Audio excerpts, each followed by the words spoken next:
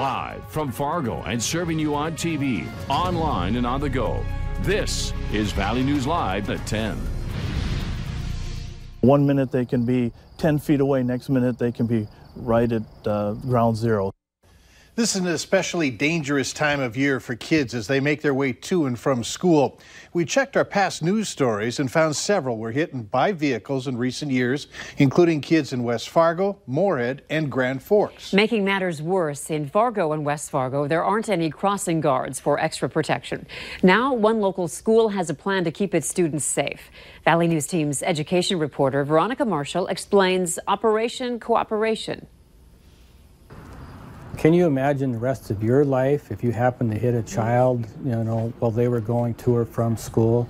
Your life will be destroyed, emotionally. Every year, about 100 children nationwide are killed walking to and from school, and 25,000 are hurt. And the FM metro area is no exception. Last August, at the start of the new school year, a 9-year-old boy was hit by a car as he was walking to L.E. Berger Elementary School in West Fargo.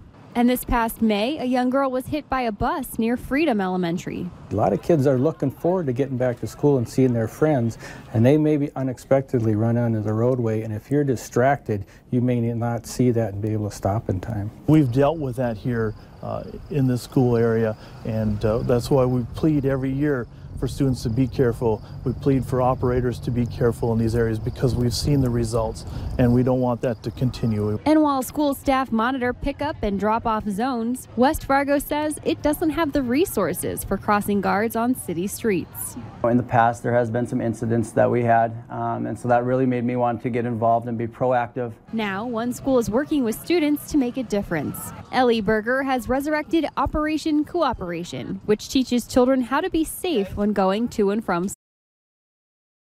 Safe behavior like using crosswalks, wearing helmets, and buckling up. And come September, those tickets could win them a new bike. It'll be important not only to teach in the classroom the ABCs and the 1, 2, 3s, but we're also going to look to the future and start teaching the proper way to cross the streets. In West Fargo, Veronica Marshall, Valley News Live. According to AAA, more school-age pedestrians were killed between the hours of 6 a.m. to 7 a.m. and 3 p.m. to 4 p.m. than any other time of day. Authorities say a woman has been identified as a suspect in the theft of an NDSU student's debit card that was used to make over $400 in purchases. The student said her wallet was stolen from the STEM building at NDSU. The woman in question is seen on a security camera carrying out shopping bags from stores where purchases were made. Her name has not been released. Police have released the name of the officer involved in the shooting that resulted in the death of a Devils Lake man. Detective Brandon Potts was one of the officers who responded to a call of a suspicious suspect in the Southview Estates trailer court in Devils Lake on July 5th. Police tell us while trying to apprehend the suspect, a struggle took place during which Potts' weapon was discharged, resulting in the suspect's death. The man who was killed has been identified as 26-year-old Daniel Fuller of Devils Lake.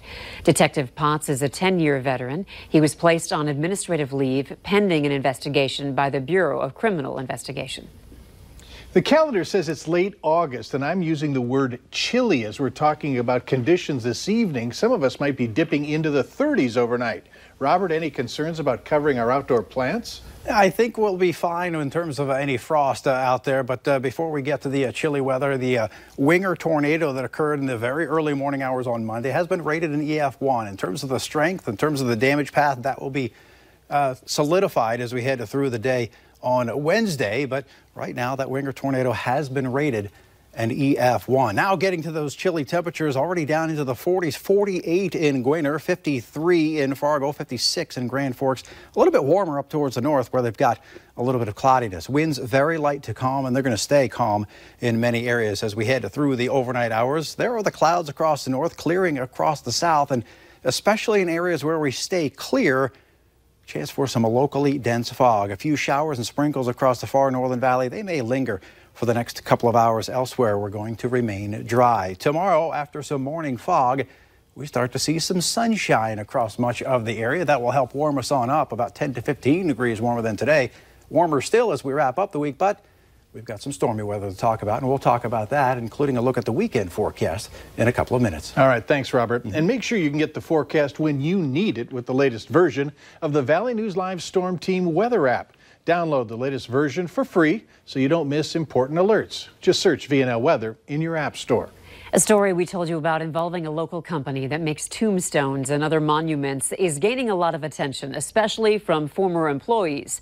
These two people are former employees of Memorials and Custom Stone Creation. One of them worked there for a long time before she says she had enough. She recently resigned, but says she's still waiting on some paychecks. I have two checks that can't be cashed because they were written on a particular bank, but the account is no longer there. We brought what we heard from these former employees to who they say are the owners of the business. And then we got an email response. It says the business is a limited liability company and it's not owned by any one person or family. But it says they are aware that an employee is in need of their paychecks and will get them. And the email goes on to say those customers still waiting on their headstones will be taken care of within the next 2 to 3 months. The statement we received also mentions talking to the office manager of the business. But the employees we talked to say this is the owner's responsibility. And if you need help uncovering fraud and corruption in your community, call our whistleblower hotline, 701-237-6576, and leave your tip. A member of our investigative team will get on the case and go to work to expose the truth. Construction crews have discovered multiple wooden coffins and a possible human bone during an excavation project in Duluth, Minnesota. Officials say the excavation work was being done specifically to check for the possibility of human remains, as the area is near the Greenwood Cemetery, which served as a burial site.